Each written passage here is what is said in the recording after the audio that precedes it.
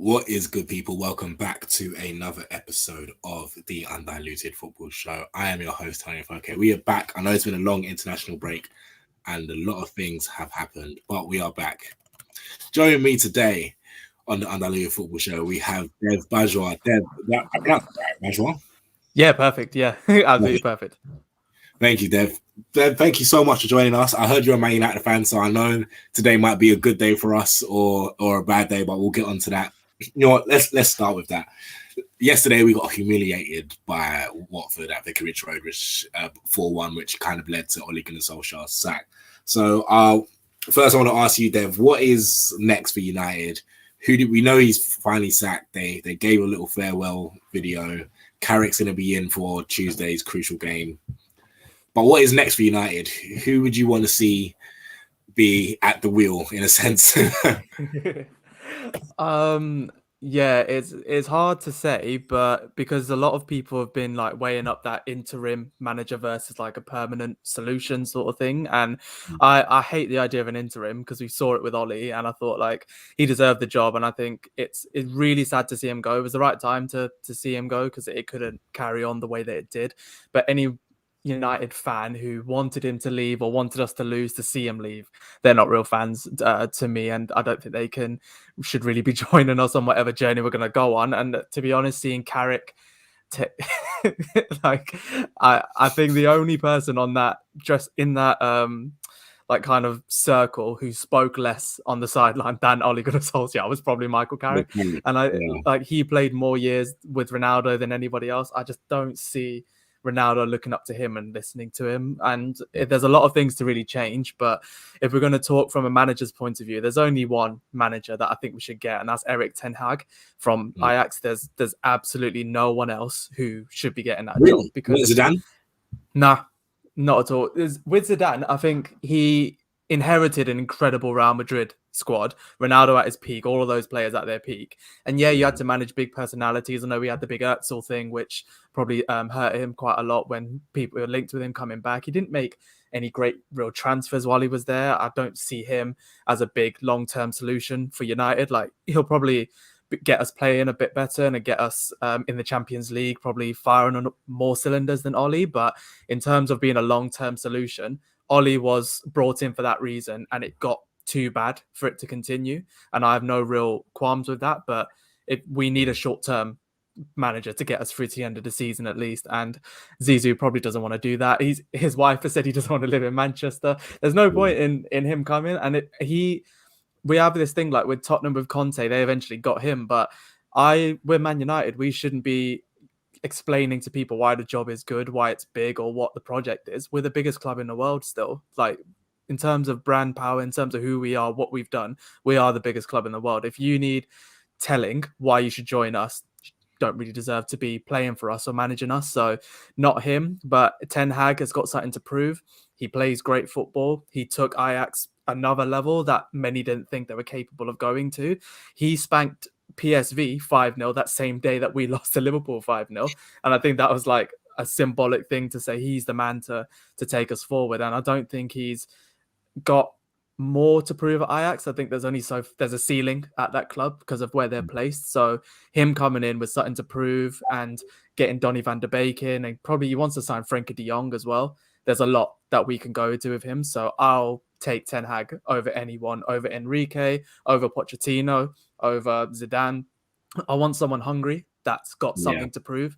And Klopp had something to prove with Liverpool. Guardiola kind of had something to prove with Man City because there were people still like looking at him in a weird way. And Tuchel, the same with Chelsea. I want that hunger again. Ollie didn't have anything to prove. Like he was very happy to be there. He did a really good job. We all love him, but he didn't have that fire. Ten Hag has it. So I want him. And I think a lot of United fans will probably agree with me on that. No, I agree to an extent. I think if it was up to me, I would still have Zidane. I would have Ten Hag, but I feel like if someone gave me the choice of Ten Hag or Zidane, I would pick Zidane over Ten Hag. Really? Only because I feel like I know he inherited a very good squad, but lest we forget this guy's won 3 Champions Leagues in a row. Yeah, and no one's ever done that. Like no manager can ever say they've won 3 Champions Leagues in a row, regardless if you had that Real Madrid team. I feel like is very hard to do, regardless. Like there were still very good teams out there, and they beat a lot of good teams. So Yeah. I feel like Zidane is underrated tactically, but if we get Ten Hag, I wouldn't mind. Speaking on Ten Hag, no, because he has officially come out and said that he won't leave mid-season. So is it a situation? Is it a situation as you give it Carrick to the end of the season and then Ten Hag? Because I don't want to do that, in all honesty, because all I saw Michael Carrick do was have a wired headphone in the thing. So like how the Ten Hag situation work? Yeah, the thing with Carrick, like no disrespect to him, but I think there's there's levels to this game. There is levels to this game, and let's face it, Ollie, I love him to bits. I'll always love him, and I tried to the very last day of his tenure to say, you know what, I'll back the manager always, because there were fans that kept saying that they wanted us to lose. But some people wanted us to lose to Watford and get humiliated so they'd see him sacked. I didn't want that. I wanted us to batter them, for us to get him a trophy. I think the players have down tools on Solskjaer. I think that some of them need to really look at themselves, like our captain, for one, is a big one. And I think there's a lot of them that need to really look at themselves before we can go on to managers and things. But, Ollie leaves with his head held high for me, and we'll always love him. And did you see the interview he came out with at Man United? I like to see him cry. I don't remember the last time a manager voluntarily called a press conference, not a press conference, an interview to go out to the world and then cries at the end of it. Like that man loved our club a lot, and it got me going a bit to watch him like that. So I think Carrick will have that. He loves Man United. He's written in his book. He's still a big United fan, big influence. But the man, I don't want to listen to Michael Carrick. I've listened to him before. Ronaldo's not going to. Paul Pogba, Cristiano Ronaldo, Bruno Fernandes, they're not listening to Michael Carrick at all. And if we're going to compare the two, Ollie's probably a bigger club legend than Carrick ever will be, just because by virtue of being a striker, maybe. Ollie at least was a leader. He'd won a league at Mulder. He'd managed our reserves, won them a few league titles. So he had something that Carrick doesn't have. And Carrick will always be associated with him. So I think we should be getting an interim manager who understands that, who can drive a bit of pep into our team a little bit, but it needs to be an established manager. We've been linked with Laurent Blanc. He's been quite heavily linked. So Ralph Ragnick as well being Ralph linked. Ragnick, like I mean, you can't argue with how good Ragnick is, but I don't think it will suit us very well with the football he plays. Blanc, club legend again, more cult hero. He was there for like 3 or 4 years, but I mean, I'd go for Roy Keane over Michael Carrick, but I don't think Roy Keane is the right person either. At least he'll kick off on your asses, you know what I mean? Yeah, but I think the players will listen to Roy more than they'd listen to Carrick, with all due respect to him. So I just see that, and I think if I'm in a dressing room and I see Michael Carrick and Darren Fletcher shouting at me, I'm not going to run through brick walls for them. Roy Keane, I might. So if Roy wants the job, I'd honestly, if it's an interim position, for me, it's between Ragnick, Blanc, and Keane. Those are the only real managers. Luis Enrique has been kind of touted about, but he doesn't do short-term projects. He's done Spain and Barca for like 5 years each. He won't come for 8-9 months. But if all of this means we can get Ten Hag at the end of it, and we just need someone to drive a bit of oomph into these lads, I'd prefer that than going for a long-term solution now if we can't get him. I think Ten Hag is a man. I back him, but I don't want Carrick. He can take Villarreal, and he can short-term managers, like when Giggs did it before.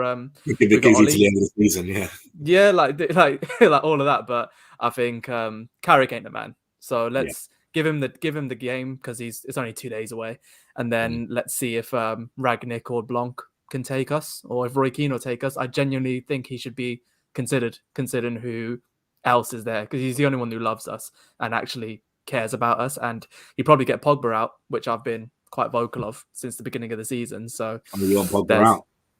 Yeah, not for I don't hate him. Like I think he's a great player, but there's too much baggage that comes with Pogba than what we actually need. And I'd prefer to promote Van der Beek, sell Pogba for some money rather than leave him on a free at the end of the season, and then have everyone laugh at us again, and have Raiola take another client off of us and not bring in Haaland, because that's probably what will happen. So I'd get Pogba out. he's more injury prone in the last 2 seasons than he's ever been, and I think he's down tools on the manager as well. So I'd happily see him out after that Atalanta game.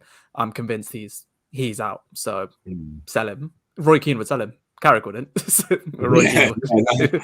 You're not wrong there. So quickly, if you had to pick, would you rather if you had a choice, hypothetically, Zidane in now for a couple seasons or interim and then Ten Hag at the end of the season? What would you go for?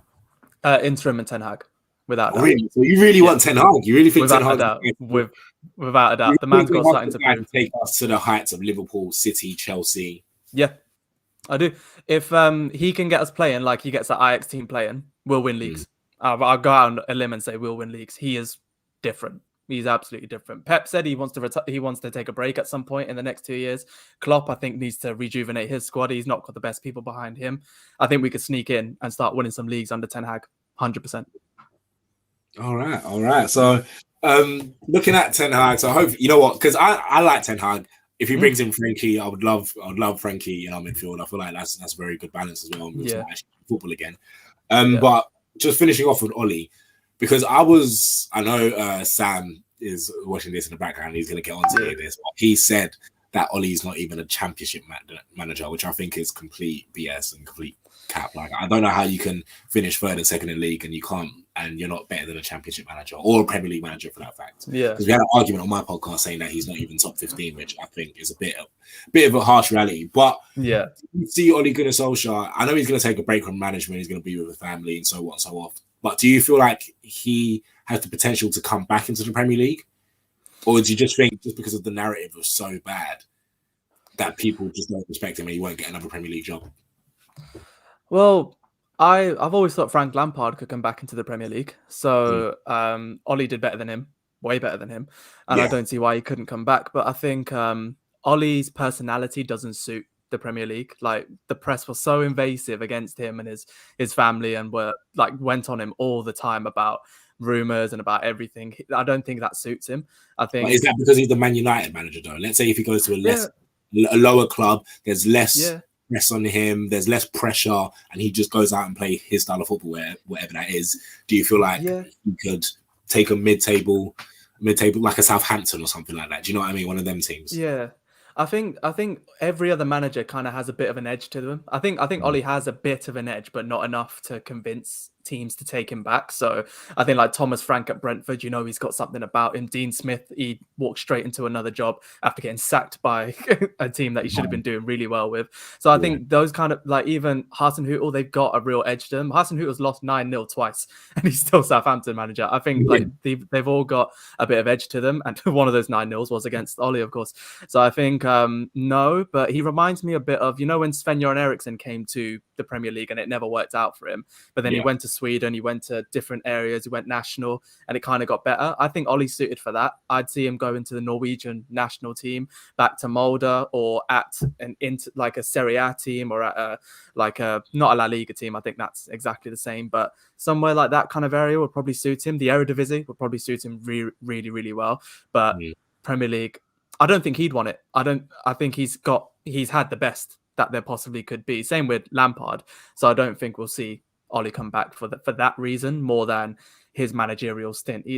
You'll take any manager who took you second to the Premier League, realistically. Exactly. So yeah, that's what I'm thinking. So people need to come off that narrative that he's not of a decent manager. But let's get on to other clubs, because if not, we'll talk about Man United all day. Liverpool dominate Arsenal. I'm kind of glad Arsenal, because they were on their 10 game unbeaten run. They kind of, I was seeing Aaron Ramsdale compilations, so that's when I knew like I needed Arsenal to lose just to peg them down a bit. But Liverpool looking good, and I think it was just back to business for Liverpool. Really, I feel like they're one of the best sides. Arsenal didn't look that great. Arsenal didn't look that bad in the first half, but then the second half they kind of capitulated. Do you see, was that just a stint for Arsenal, or was that Arsenal just found their level that they can beat the crappy teams, but still they're just not there just yet? Yeah, Arsenal found their level for sure. Like Liverpool, one of the best teams in the world. I don't think anyone really begrudges a tough loss against Liverpool, except our one. I think that was a lot worse. But you saw like Liverpool at their best though.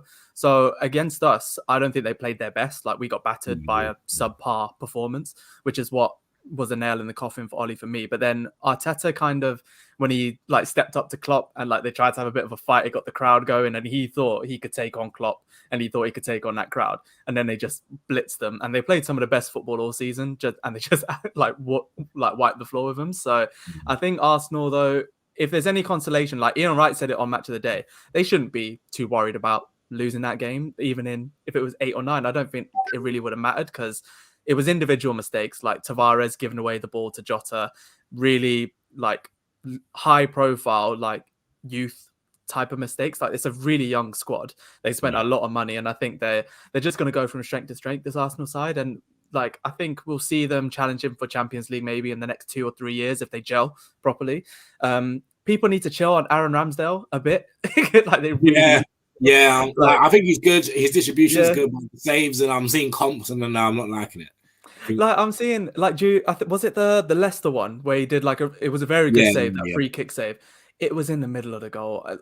It just was like if Schmeichel did it, if Van der Sar did it, it would go in their archives of other good saves because he's done it when Arsenal are playing badly. When they needed a save, it elevated it. But I'm not saying you should catch it, but it's not great. It wasn't. He didn't even position himself right to save it properly, and he had to dive in the middle. So I wasn't convinced. But Arsenal fans need to chill. I think they need to take it down a peg because they were getting a bit too big for their boots for where they were at the beginning of the season. So I think, they've done well so far. It was coming down to reality, but it's a big test when they play us. If they beat us, then I think that's a really big statement. But if they get battered by us, that's where they're at. I think they're still top half, top 7, maybe top 6, but it's going to be a long time before they get to top 4 if they don't gel quickly. Yeah, and that's the thing. Like when we have them late November, if I remember correctly, and it depends if Carrick's in the job.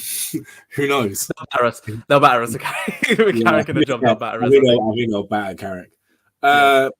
City comfortably beat Everton. You know, there was nothing new with that City game. I feel like Everton have just fallen off a bit. Really, they had a really dust of the season. I was calling them Damari Gray FC. I don't think now there's no wins in their past 6 for Everton. Should not focusing on City because who cares about City? Should Everton be worried? Because I feel like it's just the same old story with Everton. They start well. I remember last season they were top of the table before the Merseyside derby, and then they just fell off again. It's just the same old story with Everton. Yeah, I'd be depressed if I was an Everton fan at the moment. Just if you took everything all together, you've got an ex-Liverpool manager who outwardly said he doesn't like Everton, thinks you're a small club, has now come to you after spending a lot of money, and he's made a couple of good acquisitions here and then. He got relegated with Newcastle, was the last thing he did in the Premier League. He brought them back up, to be fair, but he's not. No, I don't think the Everton fans ever took to Benitez personally. And whenever they lost, they go straight to him. I know it's on Twitter and it's like, social media is not a very good representation, but I don't think the Everton fans have got behind their manager, and his teams have been really underwhelming since he's come on board. So because there was talk about United getting Rodgers, and I'd feel the exact same way if we'd got him, thinking, God, this ex-Liverpool manager thinks he's this. The minute things go wrong, I'd gun for him too. I think Everton have done that with Benitez. So the January transfer window is huge for them coming up. They've got a great midfield, and they've just got an awkward attack that don't keep fit. They're always on international duty, always get little niggles and stuff. So if they got a good striker, I actually think they do okay. A good striker, good centre back, they do all right. But in this market, everyone needs a good striker and a good centre back. So I think they'll struggle to get top half at this rate. And Man City, I don't know, probably top 3 teams in the world right now. I'd say no one plays better football than them in the world. They're so boring and that they're that good. You just expect them to walk through you. So, Everton should be too concerned about that, but they need to look at themselves and think, do they actually trust their manager? Because I don't think they do. So how many will say it, I don't know, but I can feel it. And the Goodison Park's never loud anymore. It's depressing. It's just not the same, is it? Because I remember before he got signed, there were death threats, there were loads of things, and they took onto him. And then it kind of got quiet because they started winning games. But now, no wins in their past 6. They're slowly coming back up again. But we can go on Spurs quickly. Conte ball 1-2-1. Did you watch the game? Did you think I did anything different from Spurs? Did Spurs look any different? They should have been more than 1-0 down at half time. I thought Leeds let them off. Leeds could have scored early in the second half, to be fair. And on the face of it, you say, oh, Conte said something at halftime and they got better. They didn't. I don't think they played very well at all, Tottenham. And I think when they got the first goal, the noise in that crowd, I think it scared Leeds a little bit. Like I think Leeds are used to having real vocal support, and their away fans were the same. But like, I just think they crumbled a bit under Tottenham's pressure, under their lead, and also Leeds were without their star striker, without their star man, Rafinha and Bamford. Yeah, Probably a different game if they'd start with them and not a 19-year-old striker and Dan James at right wing. Like, I think they're probably playing better. So I think they can count themselves lucky, definitely. But you know what? Tottenham's had a really crap start to the season, and they've had a really bad go of it since the Euros with the whole Kane drama. So I won't begrudge them a win. I think they more than deserved a win. But if they're going to now go on and say, oh, we'll kick on from here, we'll do this, you got a long way to go. I think we'll start seeing it after December, like during the winter periods, because Conte's never liked the winter periods. He struggled with Chelsea during that time. So we'll see little bits here and there. I don't think it'll be consistent, no. My heart says it just won't be consistent at all for Conte. And I could be wrong. I don't care if I'm wrong. I don't like Spurs. I don't really like their fan base sometimes. I think they want more than it that they're due to get. But you know, we'll see. I just don't think today was an indication of anything, to be honest. Do you feel like they're capable of winning a trophy? Like I said, I feel like if Conte comes in, the trophy he has to go for is the Europa Conference League. Yeah, they can win that. They can win that. Yeah, they can win that. But I think they can win that, and they can. Are they in the Carabao Cup? I don't even know if they're. Yeah, I think they're still in the Carabao Cup. Yeah, they're still in it. That could be something that they could win. But people play their second teams. They'll probably play an all-strength team and go and win it. All right, cool. Go and win it. FA Cup is always, it's a magical competition. No one knows whoever wins that. I think West Ham have got their sights set on that. They've come out and said they want to win it. So I think potentially Carabao Cup could be theirs. UEFA Conference should be theirs, realistically. But I just think, like, if that's your level, cool. Yeah, win a championship. It doesn't matter. But I think a significant trophy, no. They will not win a significant trophy under Conte. And he'll leave within a year or two. Next year could be different.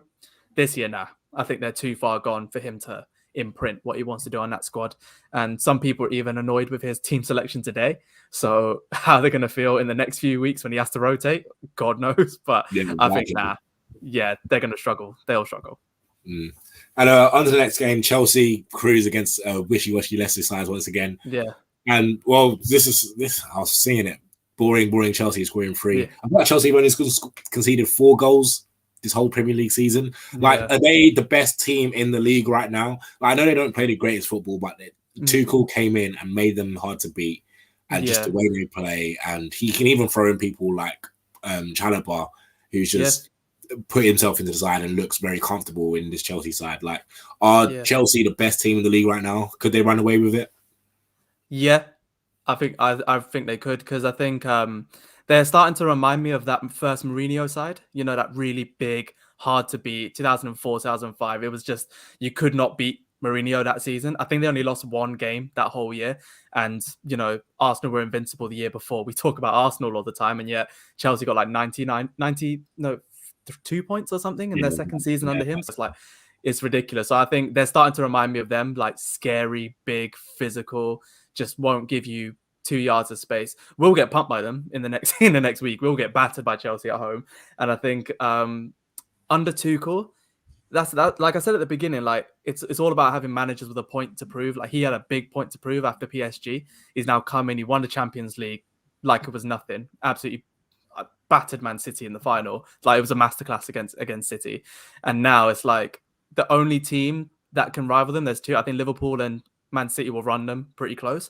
But if they can keep injury-free, they've been without Lukaku and they still like batter teams. So if they can keep injury-free at the back, they'll win the league. If they get Mendy injured, even for 4 or 5 games, that'll be a problem. But I think they're just so well drilled. And yesterday we saw they were really probably the most well-balanced squad of the whole weekend. I couldn't see any gaps going anywhere.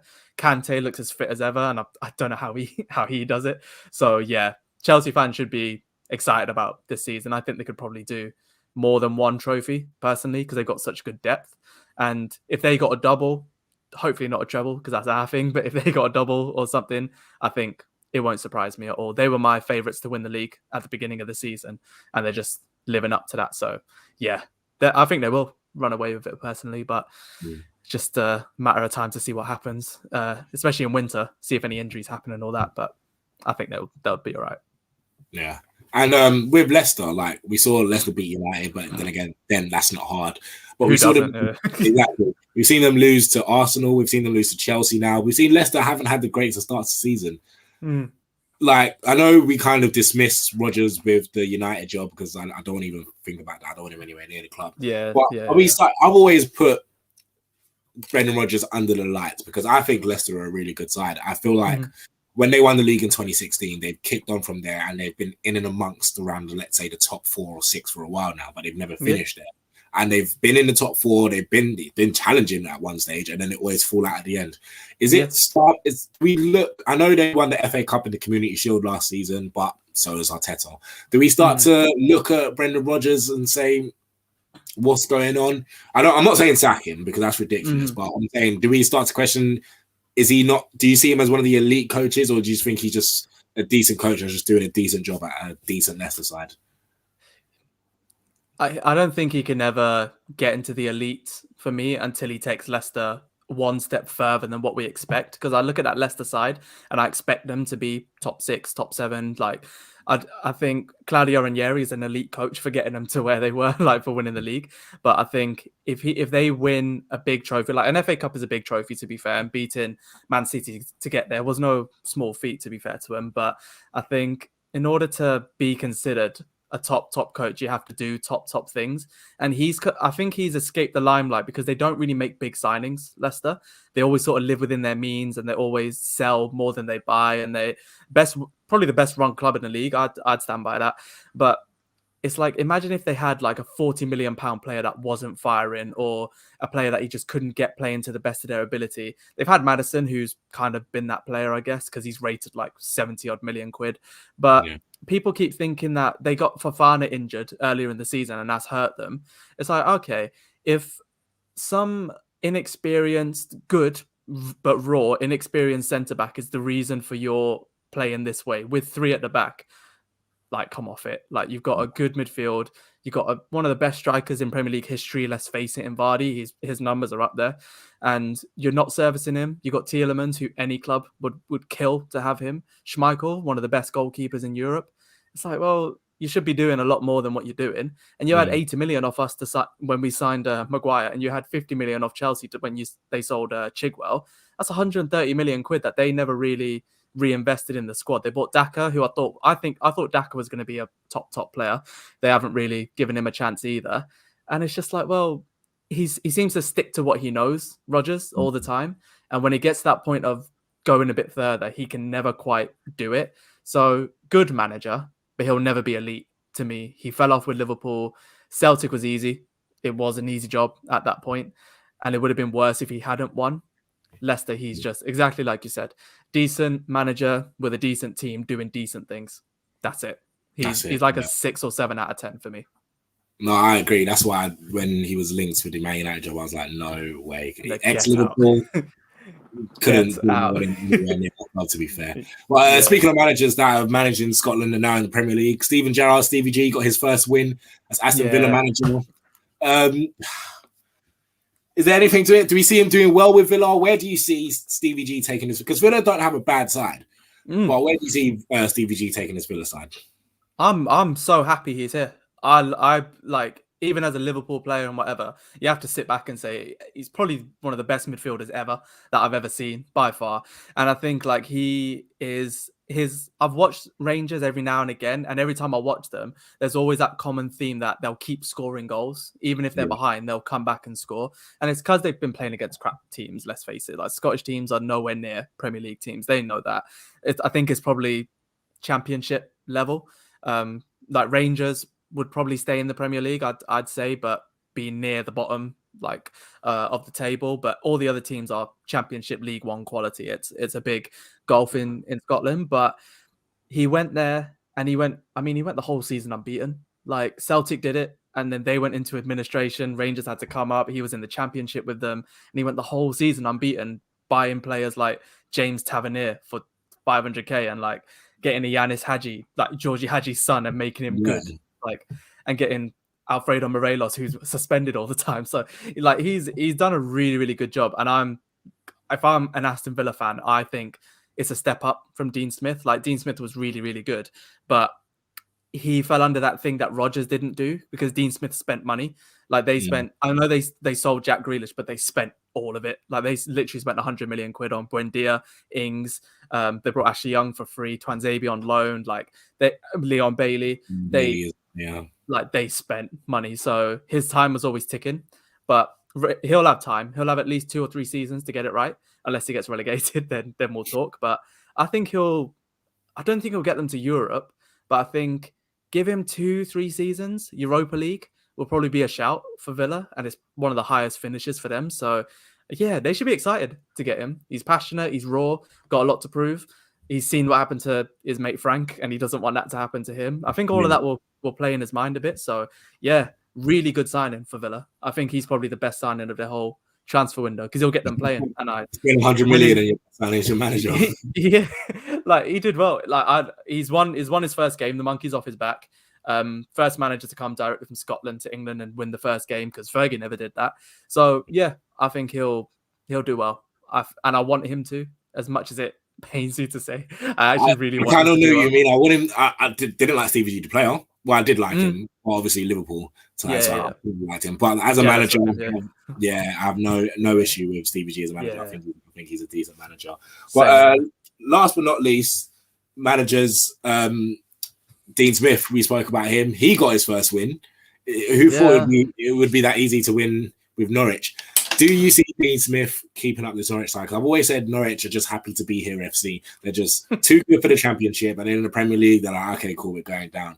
And I said earlier on a couple of episodes that Daniel Farke wanted to play this exciting football. And remember when Norwich beat City like a couple of years ago? And we're like, they're going to play Norwich ball, and they're just not good enough. You can't play that type of football when there's better teams that can do it better than you. So do you feel like Dean Smith is going to... They played decent yesterday, but do you feel like it is enough? They can get enough points to stay out of the relegation zone and maybe build on something and not be that yo-yo club anymore? No. Straight up. I agree. Like Norwich are just... I think you're right. They're just happy to be here. Like I've never looked at a single Norwich team like right throughout their whole like let's say 2000 onwards. Like they started off all right in the Premier League. I remember they had like Chris Sutton and Rule Fox and like some good players back then. But then they got like the Rob Green and Darren Huckabee era, and they had like little bits of good pieces here and there. But they're not. If I look at that squad now, I think there was a tweet that got sent out by someone who works for the club, and it was like praising Grant Hanley because he played well in their last game. I'm like, I remember Grant Hanley. I remember him playing for like Blackburn when they got relegated, with you when you got relegated, and he was your captain and you were crapping on him. It's like you're banking on him now to marshal your defense. Like Norwich are like fair play. They keep somehow getting into the league because I think there's better Championship clubs than them. I don't see how they keep getting ahead of them all the time, but I think Dean Smith he's worked in the lower leagues before with like Brentford, with Villa, Walsall even. So I think he's more of a long-term view. They probably said to him, look, we don't expect to get out of this, right? If you can keep us out, cool. Like that would be great. But I'd say Norwich are firm contenders to go down. And I think Burnley will probably follow them shortly after. Not sure who the third one to go to. I think Brentford they need to fix up. I think Brentford will go down. Yeah, I think they need to fix up. But I think under Frank, I'd have more like confidence in Frank and Brentford than I do with Smith and Norwich to stay up, because I think Frank's got something different and they play really well. So I just don't see it with them. Like Newcastle need to really start bucking up their ideas as well. Speaking of Newcastle, do you feel like they could stay up? I know Eddie Howe had COVID and he didn't kind of manage, but he was still there. Do you think they could stay up? Yeah, there's no choice. Newcastle have absolutely no choice but to stay up. Like it's weird that the timing of their takeover as well. It's similar to Man City's, because I remember when City had theirs, they bought Robinho, that one like marquee signing in the summer, and that I think that January they went and signed like Shay Given, Richard Dunn, all these other players to like elevate them a bit. I see Newcastle doing the exact same thing, like buying established Premier League players to keep them up.